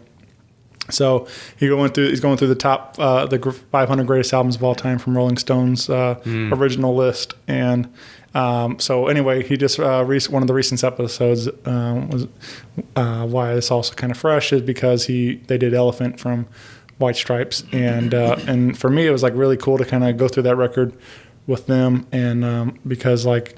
Again, I had never really listened to the whole album, but I became a big fan after listening to them talk about it and then going to revisit the record. And I'm like, I was able to get past some of the stuff with Jack's vocals that bothered me. I think at the first it was "Fell in Love with a Girl." That song was outplayed big time. Was it too abrasive for you? Like too like? I don't know. I just it was short. That's like a 2-minute song. Yeah, I don't know what it was, but also my musical taste has changed a lot since 2003. So I've gone to where I listen to a lot more, bluesier influenced things and stuff too. So anyway, so like Ball and a Biscuit though, like that song, that's a jam for sure. That period of time was really weird too, like the early 2000s, because you had nu metal, which had a certain production sound to it, and then you had it was just starting to die off. Modern rock, the He came Nickelback in kind of completely raw, completely just. So you had Strokes came out, vintage. The bands, the Strokes, the Hives, the White Stripes, the bands, right? Yeah, but it's a two-piece. Yeah, it's a two-piece with the most basic drum beat, and and not in a bad way, but just like it's a basic drum beat, and it's just like a sound. Kind of like that last. That's about it. Real, like a lot of those early '90s bands that were super fuzzy on purpose, like Pavement, that had that, or the Meat Puppets that had that really grimy kind of sound on purpose, and that carried forward. Like that first record, those first two records. Even the Killers, their first record was a little more grimy than that. I'd say that if you're talking fuzz, the Pumpkins were the bearers of the fuzz, man. Well, sure. I mean, they on but Siamese the scooped mid. It's the scooped mid that. And what's funny is even though he wrote all those whole songs, those didn't have that same. They had the same songwriting aesthetic, but they didn't have that same tonality. Which is a side note, but yeah, that they kind of stood out against the backdrop of more and more polish, because you came off of the backs of like your Aguileras and your boy bands in the late 90s, where people were really getting conditioned to overproduced and polished pop music, and you had produced and polished metal music, you had produced and polished rock music. Yeah, it was getting to be much more technical and much more dialed in, and you had this really raw, grimy shit that kind of came out at the same time. Yeah. Then it wasn't until about 06, 07 when like emo really started kicking off that you had Fall Out Boy on one side of it, and then you had your Under Oaths and Simple Plans and hardcore kind of, all this other stuff on the other side that was much more raw. It was just interesting to see just the production styles, and if you dial in even more and you look at who produced those albums, it's just a handful of people. So that if you liked that one particular sound, there were 2 or 3 guys doing that sound at that time, and the entire list of bands that were on that roster were going through that particular factory. Right. Yeah. So their sausage got packaged in that, the Oscar Mayers are over here, right, and the ballparks are over here, and the Hebrew Nationals are over here, right? Did all the heavy Ross stuff. Robinson, yeah. Yeah, but it's really interesting because that imprint, and if that was your formative time, especially for music, if that was your formative time, you kind of dialed into that particular sound, and that stayed in that lane. And you'll meet a lot of people that, hey, I like this band, but I don't like this band. Mm-hmm. And you find out those 3 or 4 were all produced by the same person, but this one wasn't. And they don't like it because it doesn't sound the same. And I just discovered, like, I really like, out of nowhere, Bastille was one of my favorite, like, pop things that ever came. And it just, the production is so fantastic. And I kind of went down the rabbit hole with who produced all that. And I looked at the list of credits from the producers and the engineers on that. And I'm like, oh yeah, I like that one. I like that one. I like that one. And you and I looked at it the other day that the guy from the piano player from Air Supply, Jim Steinman. Yeah. They did, You Made Love Out of Nothing at All. He was just cheesy, He wrote at the same time a Celine Dion song and a Meatloaf song. Yeah. And they're produced exactly the same. They're the same song, and it's the same video. You could play them interchangeably, and you wouldn't know which one was which. But It's All Coming Back to Me and I Would Do Anything for Love are the same song, and it's the same video. Go look it up. Studio tricks. Go look it up. Speed up. It'll blow your mind. It's Jim Steinman. It's the exact same song and the exact same video. And nobody ever noticed. They were both number one songs. He's not kidding. Like it's That's a lot of money too. Yeah. I mean, it was a lot of money. It gives you the chills. Back then. But and fantastic, Yeah. But it's crazy, and the Aerosmith songs that made it big, and the Bon Jovi songs that made it big in the '90s, that was all Desmond Child. That they didn't write that stuff. That was all Desmond Child. Nowadays, it's all Ryan Tedder, the guy from One Republic. He writes so many. He's a phenomenal writer, though. So if it's, but it kind of is to the same point. You dial into one producer or one style, one record label, and they give you that factory, and that's where that sausage is made. Right. And I think a lot of people have a hard time breaking out of that, and you kind of have to have these little gateway drugs to other genres and other styles and other producers. And, we kind of run across that even setting shows up. It's like, you guys are just too different. Like, our fans aren't going to dig X, Y, or Z. And maybe they will, but you got to get them there somehow, And a lot of people, once they've dug in, they're past their formative years, they're not going to go and reinvent their musical tastes. It's going to take something that's a little bit different. And I got to give credit to artists that evolve over time that are able to kind of broach that subject and kind of drag their fans kicking and screaming into something new. Because you have to. I mean, you can make the same song 40 times. And there are plenty of bands that do.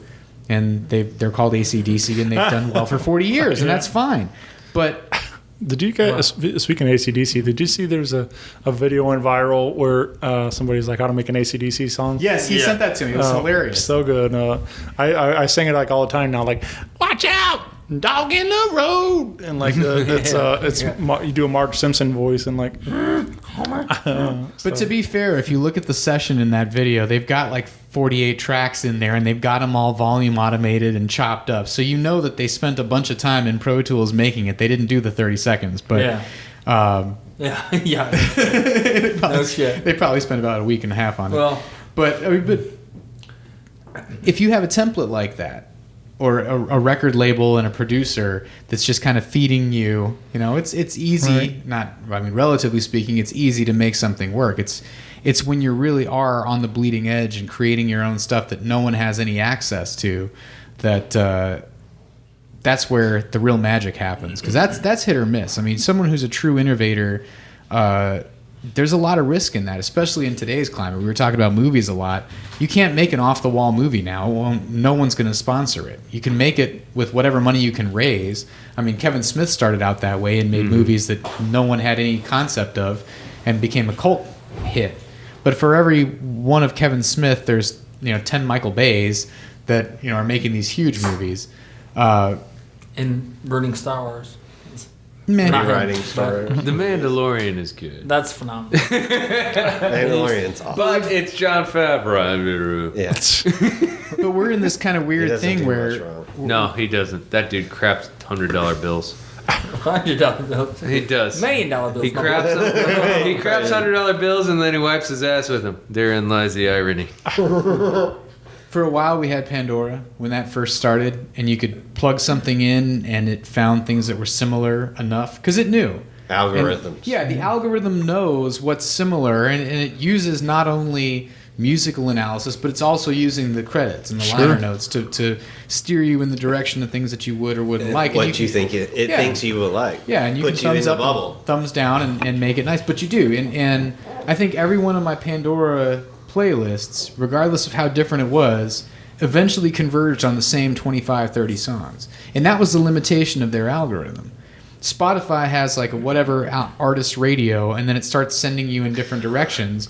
But Dave and I have been working on rehabbing a house, and after about an hour and a half, it starts converging on the same couple artists and the same couple. Oh, we've already heard this one already, and you go back and you thumbs that one down, or you go to a new playlist. But that's going to happen. Yeah. And I think anytime you get into that, hey, what do you want to listen to today? Oh, let's do 90s. And then it's God said, "Let there be royal blood." Best rock band. Back to the currently two-piece. But you dump into that vein too, and then find a radio station based on that and branch out from there, and you hope that it's similar but just different enough. Yeah. And there's a balancing act there. Yeah. And we kind of fall into that too, because it's like, oh man, came up with this really cool Chains riff, or I came up with this really cool STP riff, and it's like, yeah, but I know what you're doing there. Yeah. So you have to make it just a little bit different, and then try to smash it together in a way that's familiar but not too similar. And especially now that there's been so much ground covered, it's hard to do. I think we all want music that resonates with us in our formative years, but we're getting old, man. But shit that came out in the last 5 years, you can miss me. Rock and roll never dies, brother. Yeah. Well, that's the thing, though. It's like the older you get, the royal blood, the less pressure there is. Yeah. I love it. Yeah. It cycles, man. It's like there's always room for a new rock band. There's always room for a new hip hop that's something that's a little different. There's always room for another metal band that's still somewhat, you've heard something similar like that, but they've done something different. Sure. They blended another genre into it, or they've taken an influence from something that you've never really heard with that type of music. Added a fiddle. Added something. Or a vocal thing that you're like, what? That doesn't go normally. And then all of a sudden you're like, oh, System of a Down is awesome. You're like, and then there's bands that just mash everything together, and you're like, how do they do that? Like girl talk. And then all of a sudden it's baby metal. Yeah, and then all of a sudden it's like, okay, that's cool. Then that opens another, because everything's recycled. Right. I mean, everything's been done. It's whether you can put it together to make it something new. There has not had, I mean, every blues every riff chord has been played. in an order has been put in that order. Yeah. The question is, how will you put your fingerprint on it? Yeah. And that's the other thing, is like it's now always going to be your. Bring on the 20s. It's going to be your blood. It's going to be your finger on the wood in the string, holding it down. So there's always going to have a little bit of a different nuance to it. But how are you going to put your little spin on that change? You have to find the right amount of drugs to unlock the cheat mode that allows you to do something a little bit different. That's heavy yogurt. I don't know about that. But you were talking earlier about listening to different music in different moods, and I found lately almost all the music I listen to is for inspiration. Yeah. As far as songwriting goes, I need something that inspires me. Like, God, I want to, write a song like this. I want to write a song like that. Yeah.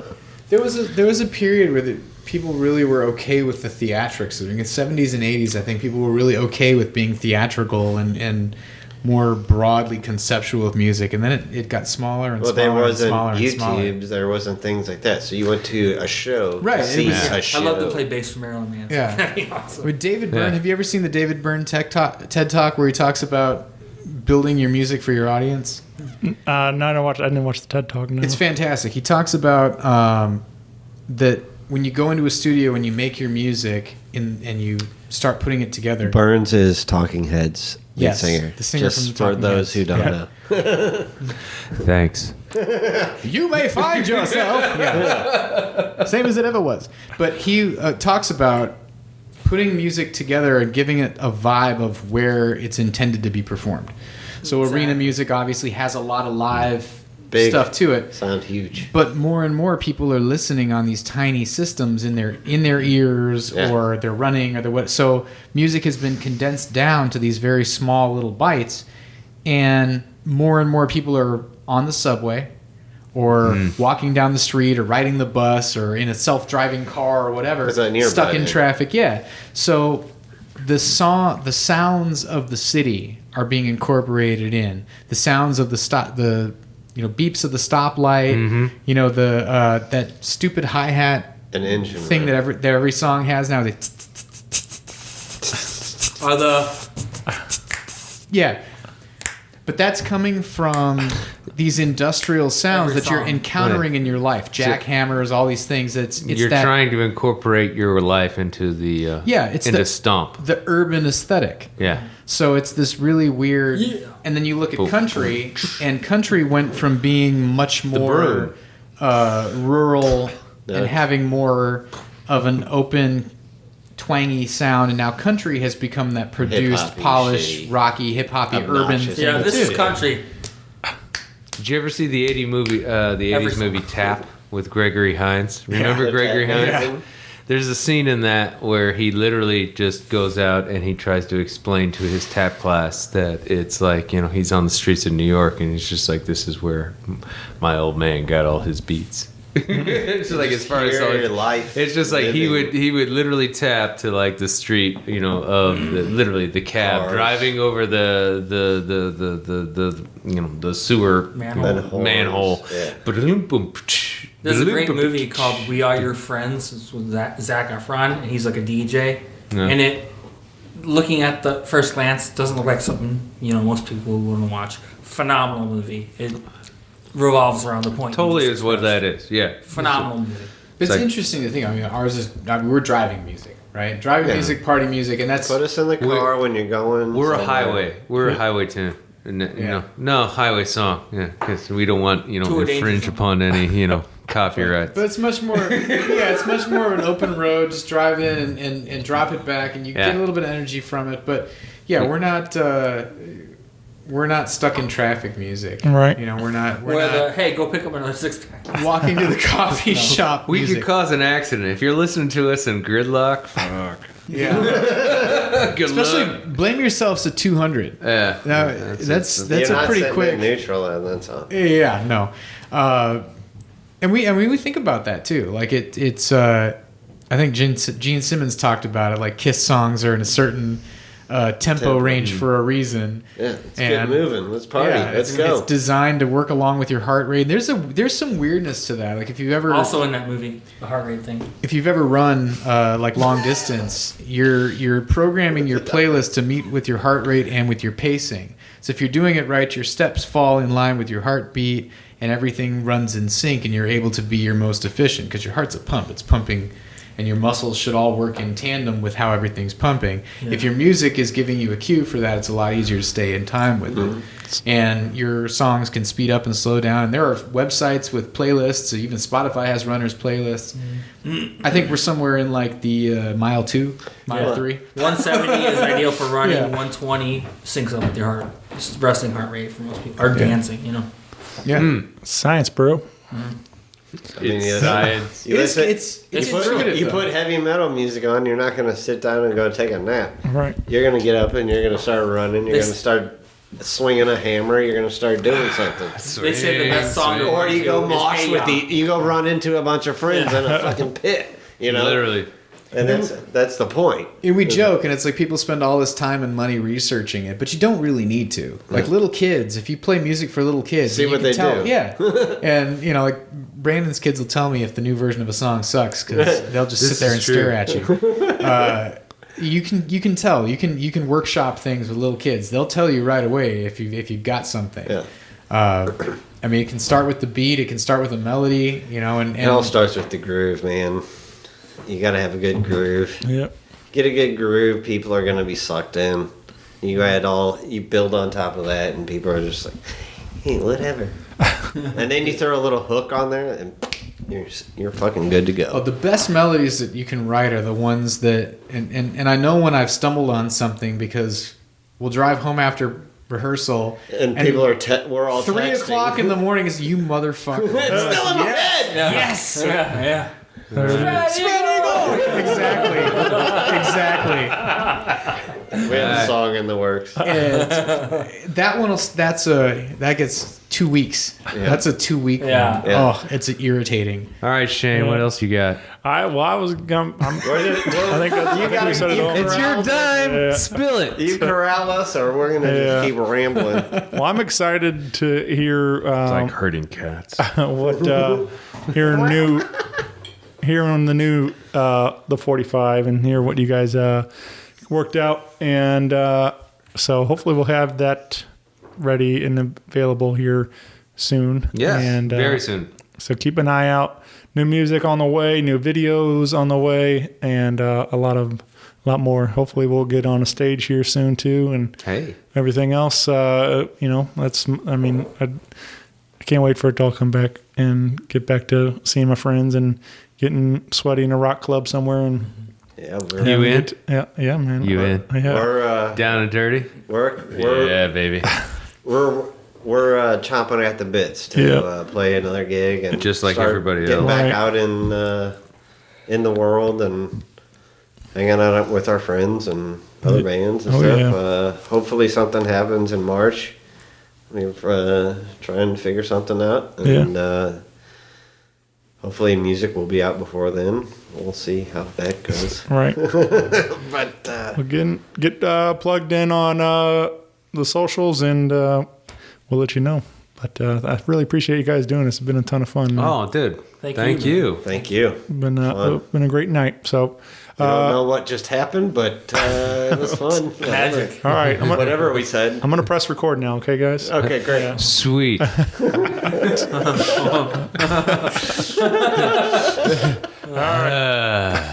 Always press record, Kyle. All right. Thanks, guys. Bye, everyone. Rock Paper Podcast. Rock Paper Podcast. Rock Paper Podcast. Rock Paper Podcast. Well, yeah, that was it.